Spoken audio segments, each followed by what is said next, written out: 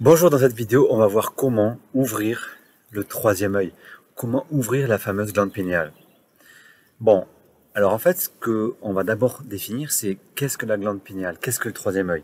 Généralement, dans une définition rapide, on va dire que c'est une glande qui se trouve à peu près ici et qui va permettre le développement de facultés extrasensorielles, généralement réservées à des initiés, donc ça va être la clairvision, mais ça va être surtout associé à une fausse croyance, c'est que en ouvrant cette glande pinéale, on va quitter les problématiques que rencontre au quotidien aujourd'hui dans nos vies.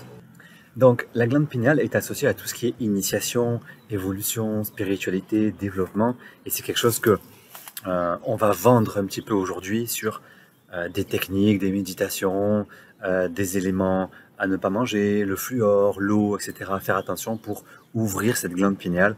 Alors aujourd'hui, je voudrais faire une réelle mise au point là-dessus.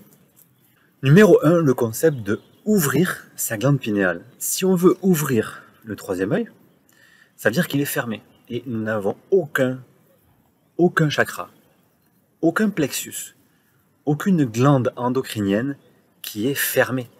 Vous comprenez bien qu'on ne peut pas avoir une thyroïde qui est fermée. On peut avoir une thyroïde qui ne fonctionne pas correctement, qui est encrassée, qui est atone, qui est en difficulté. Mais jamais on peut la fermer.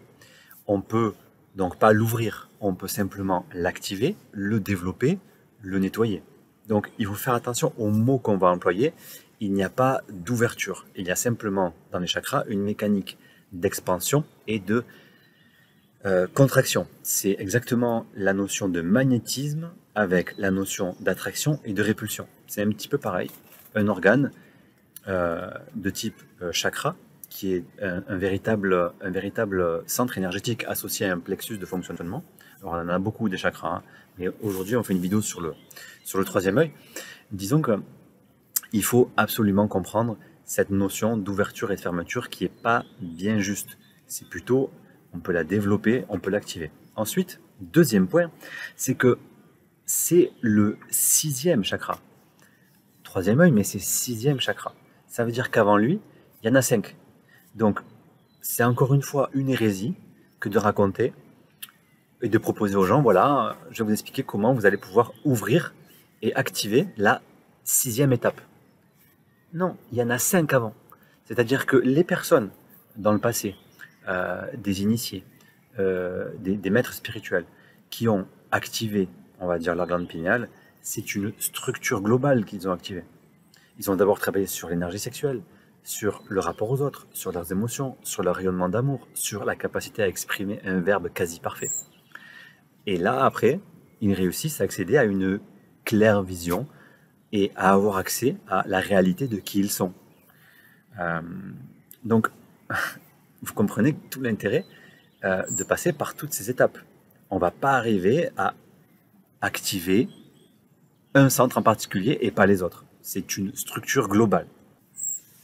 Dans la perspective d'activer ce centre, nous ne pouvons l'activer que par la microcirculation sanguine. C'est-à-dire que nous allons, en travaillant sur l'énergie sexuelle, sur la qualité de nos pensées, de nos émotions, sur notre rayonnement d'amour et sur le verbe, nous allons donner une chimie sanguine particulière au sang. Et par la microcirculation, le cerveau va être irrigué avec une qualité sanguine, avec des principes particuliers, qui va pouvoir mettre en action des parties en sommeil de notre physiologie cérébrale.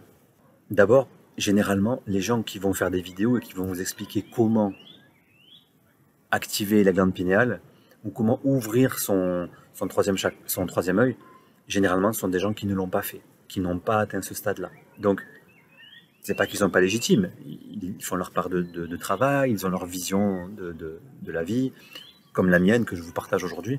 Donc, c'est pas pour dire c'est bon ou c'est pas bon, mais généralement, quand quelqu'un veut vous enseigner comment être pilote de course, c'est qu'il a été pilote de course ou qu'il est pilote de course. Donc quelqu'un qui veut vous enseigner comment ouvrir le sixième chakra, il faut qu'il l'ait ouvert lui-même, même si vous comprenez qu'il n'y a rien à ouvrir. Réellement, il n'y a rien à ouvrir. Ce sont des choses, c'est une structure cohérente et globale à développer. Donc, j'ai regardé un peu ces vidéos et on nous parle de ondes électromagnétiques, de fluor, de calcification de la glande pinéale, etc. Donc, il y a du bon et du moins bon. Disons que Est-ce que vous pensez qu'il y a 100 ou 200 ans, il n'y avait pas de fluor, les gens ne mangeaient pas de sucre raffiné, il n'y avait pas d'ondes électromagnétiques? Est-ce que vous pensez qu'ils avaient une glande pinéale beaucoup plus développée que la nôtre? La réponse est non. D'abord parce que ces êtres-là, il y a 200-300 ans, ils sont dans nos mémoires, ils sont dans donc notre constitution égotique, dans nos lignées. Donc c'était nous, globalement. Nous portons ces mémoires-là et ces potentiels. On voit bien que ils n'avaient pas une glande pinéale beaucoup plus active qu'aujourd'hui. Mais pourtant, ils n'avaient pas ces polluants-là. Premier point. Deuxième point. Imaginons un véritable maître spirituel, hein, quelqu'un qui a transcendé vraiment cette montée d'énergie et qui a ouvert ou développé donc cette glande pinéale. Et vous le faites rentrer dans une maison où il y a du Wi-Fi et vous lui faites boire de l'eau du robinet avec un petit peu de fluor dedans. Est-ce que vous pensez qu'il va perdre ses pouvoirs? Est-ce que vous pensez qu'il va du coup avoir une glande pinéale qui va se calcifier et il va perdre sa capacité à être un initié? Bien sûr que non. Donc, encore une fois, ces choses-là, c'est un petit peu n'importe quoi, malheureusement. Ça suffit pas de boire de l'eau filtrée ou d'éviter les ondes électromagnétiques. Ça suffit pas à travailler sur votre glande pinéale. C'est pas ce qui va vous empêcher d'ouvrir votre glande pinéale. Par contre, c'est les meilleures excuses pour votre mental pour ne pas le faire et pour ne pas y arriver. Donc, vous préoccupez pas trop de ça, même si c'est très important de nettoyer son corps, etc. C'est pas ce qu'il faut vraiment appréhender si vous voulez vraiment accéder à un niveau de réalité différent, c'est travailler sur votre structure globale. Et vous ne pourrez pas le faire en travaillant simplement sur votre ouverture au ciel. Si vous ne travaillez pas la Terre, ça ne marche pas. Et la Terre, c'est l'émotionnel, c'est l'énergie sexuelle, et c'est notre capacité à rayonner dans l'amour, au niveau des autres, au niveau de soi, et de créer un environnement sain autour de soi. Nous pourrons alors rentrer dans des compréhensions métaphysiques et s'ouvrir sur une fréquence un petit peu plus large, une bande de fréquence un petit peu plus large qui peut nous donner accès à des niveaux de conscience supérieurs. Je vous encourage à ne pas croire tout ce qu'on vous raconte, moi y compris, mais d'expérimenter. Ne me croyez pas et ne croyez pas également ce qu'on peut vous raconter sur comment vous pouvez devenir un être spirituel. C'est un chemin que vous avez à parcourir, vous, en tant qu'individu. Vous avez une route qui vous est propre, un enseignement qui vous est propre, des égos qui vous constituent et qui vous sont propres, etc. Pour finir, je voudrais vous expliquer également que pour développer réellement votre potentiel spirituel, il faut augmenter votre taux vibratoire. Et le meilleur moyen pour faire ça, c'est de nettoyer tous vos anciens programmes qui sont dans le plan physique, parasites, virus, bactéries, les polluants également, mais aussi ceux qui sont dans votre corps émotionnel et ceux qui sont dans vos corps énergétiques. Nous avons tout un tas de programmes limitants qui nous empêchent de vivre nos potentiels dans le moment présent. Donc ces choses-là sont aussi bonnes parce qu'elles sont là pour nous faire évoluer, elles sont là pour nous aider à comprendre la réalité de qui on est.